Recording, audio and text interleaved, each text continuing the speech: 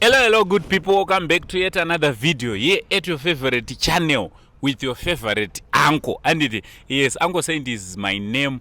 Sekuzoa kwenyu kuti ayo mastreets social media augona unzi unopisa kana usina kudarika mumaoko evanhu vari panapa.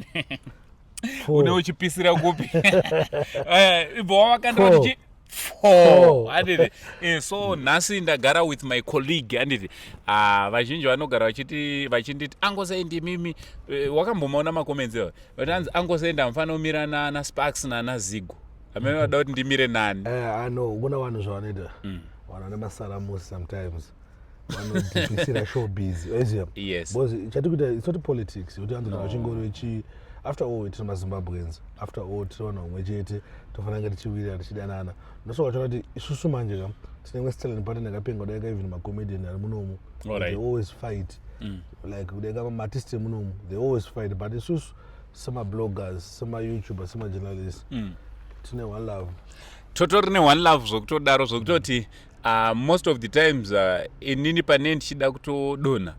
team irora mune muchinitinisamirana ndorinotozo no saint kuuya kubasa ita basa handiti kana varwara hatisinoouya futi ndikarwara ndo vanouya ende hakusi kunyepa ikoko indarwara ndozo no ndotodza vanhu kuti anochimbofonera ichi uncle. So there's more to what zvamunoona imimi handiti so nhasi ndagara naDJ Sparks ndoziva kuti it's unusual kuona tichitaura kudai, especially it's unusual kuona blogger achibvunza umwe blogger kuti no wanga wakuda kuzama kuita sei handiti so I know very well kuti DJ Sparks ari kutrenda not only nenyaya one nenyaya dzakawanda but for now ane nyaya of recent pane clip ka interview kakaita neNizer Boom crew yandoda kuti tinge tiri tinombotaura DJ Sparks handiti zvinhuwo zvandisina kunzwisisa zvakaitika paipai. I know ndaivapo but ndandisipo pa set ndaitwawo busy nerimwe basa handina kuona kumwa kwasolo doro handiti chii chakaitika chimbonadzotsanangurira kuti what really transpired. You know kana pane vanhu vari mushowbiz kana vanhu vanoziva kuti maartist anobata sei makomana wanosvika undobvunzwa dai boys mukumwe I think nyange zvikanzi kwete kwatiri isusu even kune dzimwe maindustry wanosangana mafesi awo wakasangana chano nhasi tukumweko tikuita sendo zvangu tovana sola Sparks tukumwe nhasi no ini ndakatosheka zvangu but pane chibhodhoro chaimwe naBoss Joe chiri mufiriji because muofisi mangu munenge ngafiriji karimo mukadiki so but no munenge rakasiwa imomo but beer handirizive because ndimwe beers handoziva kuti riri strong sei rakaita sei handozvizivewo unorida here unongoziva kumana beer is a beer. Alright. A beer is a beer then vanati totanga ikati ndozokupa tapedza zvanzi no mukoma wangu hatingazovhundutsirwa kuti tumabhiya utu isusu tinei atotomongwa chairo hativhundutsirwe nechi no but bhiya handizoti chii but painzi bhiya anoda low iri haridi fofa chingoita chi low ndatotarazvese paipai but kuona unonge uchidhilana vanhu vakuru karememba usi kudhilana naJordan wekuti Jordan unomudza kuti usadaro utorega but unonge uchiti kudhilana chi nemunhu mukuru saka pamwe muti apo kana mangozviti boking mimi munorova mabhiyazi boza kuma ndingaita iwe torova isusu bhiyazi chairo kwete nomusiyaza solo zvanongaita ini ndinonzi solo baba ini handivhunduke wawa isusu aiziya kati kana imi muchiti makasimba level iroro bhiya ndiyo tichingoita se chingorova iri but ndofunga ainakirwe here mukomana plus zuva rachona anga agara ake anga aringori mugood mood so amoti ainakirwe here zvekuti even masipa acho airowa izve bo chibhodhoro ichi angochiti ga handika bazodira mota glass takutanga se makutanga show yai saka ngoti malighters because inini munhu mudzwara anambodhagwire kwasola plus maybe inyaya yekuti muridzi waro wanga usingatomutarisa kuti ari kurinwa sei maybe anotoziva kuti rinonwa so you see ine ndambozvitarisawo akangosiya ndatomuudza kuti wasiya bhiya rako munozvanzi abo ndatobaya ati aboga ndingotori ndingoise mufiriji inoti timu yakawanda inoda kutakwa but ona kaDJ Sparks pashow pepe ndakazonzwa anonzi namwenesu achiti DJ Sparks dzimai makamera and iwo wakabva wataiwa show goes on makamera hatisi kudzima iwewe pawakaona zvakudaro for you I know you uri mufesi wangu handini and iwewe hauna basa nezvakawanda une basa nezvekutrenda wakanga watoondera shotire ipapo here kutoti aiwa ichi chihiti ichi no inini kuona chii zvinhu zvatairekodha isusu taikwanisa kungoregedza kuzviburitsa dai kunzi nyaya yakangotaura zvakanaka zvoita sesiyandika taingoregedza kuzviburitsa kana taingoregedza kuita se taingodzima kudhilita kwakweyo but pane character yakatanga kundiratidza manje wakomana sandakazongoti hano isusu ngatingoise kuvanhu because tagara isusu life yedu isusu tinongoisa kuvanhu takaenda nokugocha tonangoti hatiri panapa tiri kugocha pakayamba ida kuti ataka tongoti kuti uyu ada kuti ataka life yedu ndizvaingoi takangoisa pamhepo saka fana yapa wakamisbehavor especially jonga amisbehavor iziya obva atanga kutaura zvimwe zvekuti zvavisiri ball alright even after shoot matext mamanga kutext achichi ndakati no ngatingozvise kuvanhu but onaka iwewo I know very well DJ Sparks you are one person wekuti pese panoita nyaya kunaiza boom and pakaitika zvaitika kunaiza boom you are one person who is always protecting Naiza Boom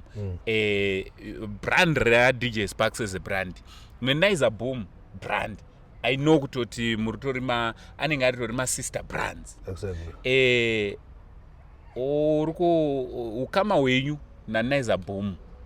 director wakamira sei after this show ukama wedu wakasheka asisiri maviri andaita because obviously ndakaza nda kutoposta kuda kupedzai and show hapana yada kutowapedza but ndepfungwa tu team yangu yanga kuzoti ano Sparks wanzwire tsitsi usawapedze bo ndada kuwapedza utawapedza ndada kuwapedza bana still team yangu ichiri kunegotiate kuti ano ona vanhu vakawanda unofane nzara but ndada kuwapedza saka samukoma sometimes ndikuzofunga zvangu kuti maybe ndonazongera se kuzombowafonera then tokola down togara pasi totaura samukoma nemunhu anenge anetsana but nanambobatwa nepfungwa dzokuda kuwapedza ende hai ndowapedza yeah because uri kuona kuti kudii Naiza Boom anditi Naiza Boom newe anditi you're one person wekuti kunyapa tobvunza maquestions kuNaiza Boom let's say kana iri interview you're one person uneka kuto zvinotooneka kuti uneka kuvasaidira and now tiri kunzwa uri kuti moda kuvapedza harisi skit here because tokutyai muri macontent creator iwewo naNaiza wachona no unoziva chii ndakuudza chinhu chiri about inini I'm very loyal bra alright I'm very loyal zvekuti jamani kana ndichiwirirana newe tichitonzwanana totowirirana waiziva nyange zvakanzi pane zvangoitika but inini ndomaintaina level yangu loyal kuti I'm very loyal jamani wakona ndichiti ndowirirana newe sei ndiwe usafunga kuti ndinozobatwa nedzimwe pfungwa ndowirirana I'm very loyal zvelevel kuti mufana yaya anonzi Naiza Boom mufana wangu zvototomufarira zvotodaro but sometimes obviously nyange mukomana nemunyanya kubuda ndibudewere pane paunombokwesherana waiziva metse yacho vanombonambokwesherana but ini ndiri loyal I'm very loyal kuna Naiza Boom ndosaka ndakusada kupedza chinhu chavo alright wakuita masecond thoughts handichadi kuwapedza chinhu chavo ndichawafonera I think since zviri public anika musi wandotowafonera vanozongwara siyanapo but ndichawafonera panawe ndowaona pana wangu makaita paipa Solasi mwana mudiki vanhu ngavamene zvekuda kudhakwa pabasa ngatiye basa vanhu uende zvonodhakira mberi because ndona hangu comment section ingati Sparks wewe chikona ndanichatozouya ipapo kuti iwe what's your respond kune vanhu because ndakaverenga comment section kuma platforms akawanda including Zimcelebs and Zimcelebs vanhu vachiti Sparks uyu ndokushaya chichi akatozviitira intentionally kuda kuto you understand angoda kudza nhasi ini handisi wekushaya alright handisi wekushaya ende inini kana vachifungwa ndiri mushowbiz zvekuuya ndichienda vari kunyepa I'm here to stay pakona handandagara ndiri kwanotiziva vana Zimceleb vanoziva bigapina self tough G's ana Louis vanoziva Sparks before vanhu vakutanga kundiziva vachifunga ndiri munhu wechinherera handisi munhu wechinherera ndandagara ndiriko muindustry ndirimo ende ndozvinondinetsa kuti vanhu vanenge vachitaura kuti he ndezvekushaya zvamuri kuita izvi ndezvekutsvagai mabasa. aiwa vanhu vanotwanya kana vanonga vachidaro jama unonzwawo kunzvitsvagai mabasa iwo wotoona munhu akandika oenda paprofile pako wotoona munhu ndozvofana mabasa evamwe vanhu baunande munhu kayo otozva kuti pei yake nebasa rake ndika akutambira kamari kakadaiwa waiziya uni nditsvage basa ini nditozva kuti handona ndotoona kuti uyu kayo ndomchinja live akatouya nogonoona kuti uyu akuti ndinoda kuti azvichinherera kayo ndomchinja live choda kutochinja kati 3-4 magenerations ake kumba wake pastera yake iyi ndakadyisa nenyama everyday uyazona umwe munhu ndakada zvangu ndomudyisa nenyama umba kwake everyday nemukadzi wake nevana aiziya saka isu hatisiyo chinherera because wainchiramba kuti handizosiyo chinherera vanhu vakamboita media vakamboita zvatoita vanozviziva zvatoshandisa zvozodhura sei kubatamedza izvo kamera yandoshandisa mumwe munhu akatowana mari anoita imwe bhizinesi dzakatosimuka akatonzi baba ndo vakavhura shopu iri apo kana kakatakabata chaiko 250 sawa ane problem kuti vanonga vachifunga kuti tikuita zvekutamba just because vanotiziva kana munhu chingo achikuziva anofunga kuti iye ane pawa nekutaura zviri bedi pamusoro pako aiziva pastera yawo but still isusu pastera yedu isusu hatisi wekushaya isusu takatoipa pastera yedu ukona iyoyo vachirega it's okay so Sparks tichipedza iwewo muindustry handi urimo handi sezvautaura kuti handiyetostay ende tiri kuona kuti panewo vanhu vanga wapera Sparks vari kutozokrenga kuti vajump-starta kuti vatangidze futi also ndoda kuti ubva wadresa nyaya yekuti panewo vanhu vada kutorira but havazoti toita sei right mandimbotanga nambotara inini inongona chi vanhu vanozondiziva nekuti vanhu vanondiziva chaivo muindastiri zvigogode zvemuindastiri chaivo vanozoti kune vamwe vanhu vanga vasitoriko takatovapusha vakatanga kutoita mbiri just that apa taakuzvipusha isusu waiziva tine vamwe vanhu maartist avanotofarira right now avakapisa just because taivapusha isusu tiri behind the scenes waiziva but now taenda pamberi pekamera taakuti ndisu tauyawo taakuzvipusha isusu hatisaona vane zuro ukona tatagara tinoona takasimudzira vanga vasingatozikanwa vakutoramisa mhuri dzavo just because takavapusha takavamaketa takaita sei takavaudza zvekuita vakaita navo vari kunakirwa waiziva kozoti izvoni izvezvi kuna vamwe vatopera kuti takatotanga kutaura nezvavo vanotanga kutanga kutora mari life yavo ikatochinja ende saka vanhu vanoda kuzonyanya kuti saiza zvavoka but hatina kureruka zvavanofunga ivo ukona hatina kureruka zvavanofunga ivo tiri mucomment section vanhu ngavasaite masaramusi I know it's not a good news, it's a bad news. But when I said masalamusi kudipisira show busy. Show busy aidipisirwe. Andika una mwe achitotuka pana mwazondisengeza. Anzi Sparks atuka zvinyazi azvinetsa kuzotaura vanhu sisi tiri page paangu asati kwansensad. Anzi yo Sparks chiko akatuka zvinyazi anzi every time pese paunobugaira. Anzi weningi yako. Pese paunobugaira. Ona iye wachika muna 2030 uri ngori ningi yako. Kuna mwana ndizoti everyday na one ize iona okozana waje yakati ari nani mahanzi pese paunobwaira zvinazana kaseka zakadada kwa pakala vanofana kuzati isusu hatisina makomeza tati move aiwa kwatori kutopedza time isusu hasacho chimove because isusu takachinja life yedu kwatakabva isu vanotiziva zvataipfeka zvataidya kwataigara waiziva vanokuziva so nokuda kwesocial media ikai takachinja life yedu zvelevel yekuti haticharwadziwe nekomendi toti haiti baba ichikaiji munhu akachirera akachidzidzisa kutuka apa chatitavura hombe ende chimwe chinhu Sparksika uri ipapoka vanhu vanofanira kutozoti isusuka tiri type yevanhu yekuti macomments in fact patine tapedza show ndabva panapa ndapadhenda kutoerengawo makomenti ndine ndatofanana newe ndine ndichitosekawo komenti inodi inoitosekeswa izvo chinhu chinoenda ndibhohwa ividhiyo yanendaisa toshaya makomenti arondibata saka ndoda kuti pakomenti whether zviri good or zviri bad saka isitongobhelieve kuti still kuna vanotidawo kuna vanhu vari out there vanonga vachitoona kuti Sparks akaipa pastera yake bekapine safe vanhu vavo ndotovarespect ndovada singaite kozi vanongotivengerawo mahara kune mumwe munhu hapana asingavengwe muZimbabwe ukaenda peji ramaititi ndinofanira kupa maititi example because ndovafarira singaite ndakavanyora mumwoyo kuti maititi ndingofarira ndingonakirwa nawo pasitaira yawo ukuona ukaenda kwamaititi kunongwa ndingwachitowabukawo kubana message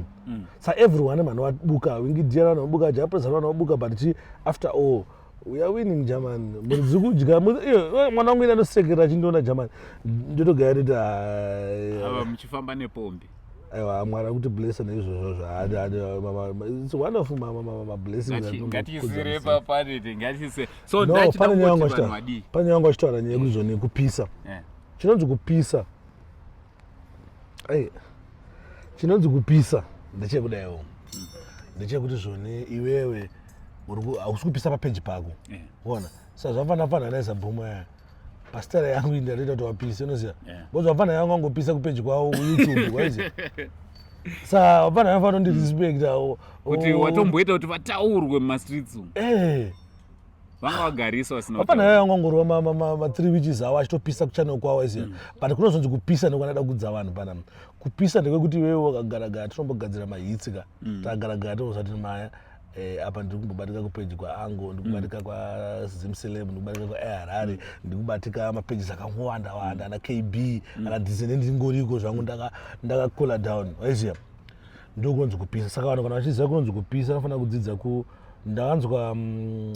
manje munhu achaitara nyaya yacho manje is a foolish guy anza ndimfeshion ndeupi journalist kakamboenda kuanzani kanonzani kukampesaka mani ndakanga nasara ake mani kakaenda kupi kugermany kakamboenda noita generation german uyu mfesi uyu anonzani uyu hanzi plot mako ndiye here ndiye angatara kuti kuona ukaona chimurega asati ane zvake dangoti ndaingoposta ndakaona yakapostwa ningomufana ndofollowa so achiti zvoni udzai uyu wana vasagare anzi munhu akudza mufana uyu anza nemufana uyu uriano kuti aende kure nemedia kumurasisa ukuona ndochokwadi pepe ndokutanga ndichiziva plot ndopakataura zvinhu zvine musoro neno ndatomboda kukomenta akataura zvinhu zvine musoro mfa ndichimuziva kunzi paintaneti pana vanhu vanonzi plot ndopakataura zvinhu maartisti mazhinji vari kuavoida media vari kuavoida kuti vange vachiita nemedia ita sei wachingoti wakaposta papeji pake anoona kuti maviews kwake oita sese but ikwakusiko kupisa ndekwekuti Sparks ari kutaura nezvauriano Zigwa kuti ane zvauriano Saint kuti ane zvauriano Zimceleb kuti ane zvauriano baba unenge wapisa ndokunonzi now chibaba chikupisa ichi wabata mezi yacho pasitera yacho saka izvi ngazoti hadisi kumira ina to stay angu baba takatouya baba sesu onaka sesu amwe katakaita kuharare kwekuuya ndodzokera kupi hatichisina kwekudzokera saka waiziva kuti muchigemu ichika takatorongedza mabhegi vamwe waiziva ona zvose here toda kutoti takaita mari ndika totoimpota mamwe mazisini mazikamera mamwe mazimicrofoni mamwe mazichiko waiziva kuti tochiinvestera chinhu saka guys ndofunga mangonzwa DJ Sparks vari kutaura panapa it's just a simple conversation yandangoti ndingotaurawo naDJ Sparks zvikutaurika mastreets nenyaya yenaiza bungu ayo ndichiti don't forget isu hatizomire manje kumarket handiti tinomaketera vamwe vanhu vasina nebasa rese vanenge vasina chavatinobenefita pavari takumaketera ana DJ Sparks follow him pa DJ Sparks ZW plus ona angosetaure sataenda